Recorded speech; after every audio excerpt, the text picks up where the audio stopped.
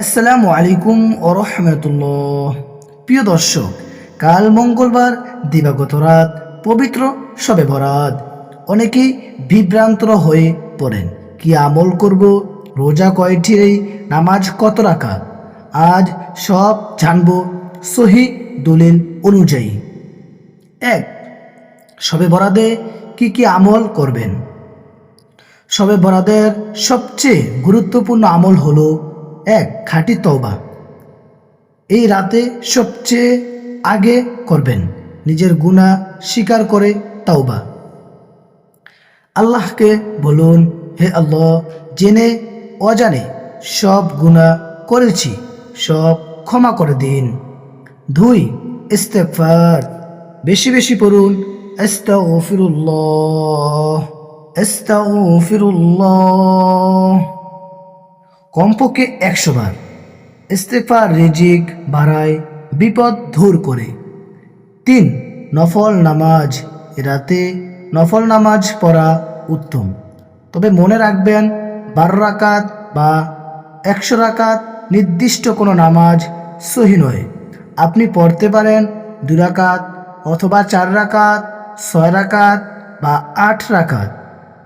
2 রাকাত করে খুশু হুজুর সাথে যত রাকাত পড়তে পারেন সেটা আপনার ব্যক্তিগত বিষয়।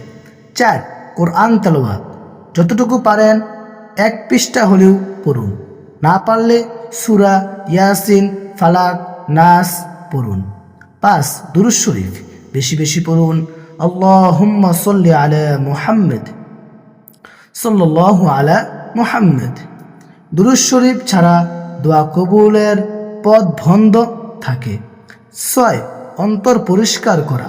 কারো প্রতি হিংসা, শত্রুতা থাকলে এ রাতে ক্ষমা করে দিন।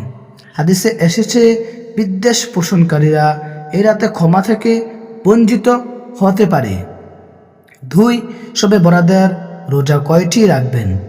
শবে বরাত উপলক্ষে নির্দিষ্ট কোনো ফরজ বা রোজা নেই, তবে 15ই শাবানের পরের দিন 16ই শাবান একটি নফল রোজা রাখা উত্তম।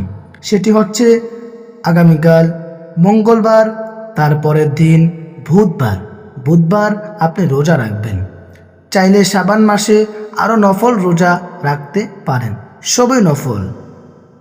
3, শবে বরাতে নামাজ কত রাকাত। শবে বরাতের জন্য নির্দিষ্ট কোনো রাকাত সংখ্যা নেই। 12 রাকাত, 100 রাকাত এসব সহিহ হাদিসে প্রমাণিত নয়। যেটা প্রমাণিত, নফল নামাজ 2 রাকাত করে খুশু হুজুর সাথে।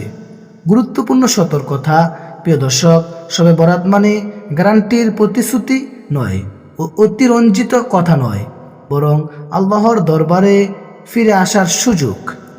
শেষ কথা, এই রাত যেন হয় আমাদের জীবনের মোড় ঘুরিয়ে যাওয়ার রাত। আল্লাহ তাআলা আমাদের সবাইকে সহিভাবে আমল করার তৌফিক দিন। আমিন।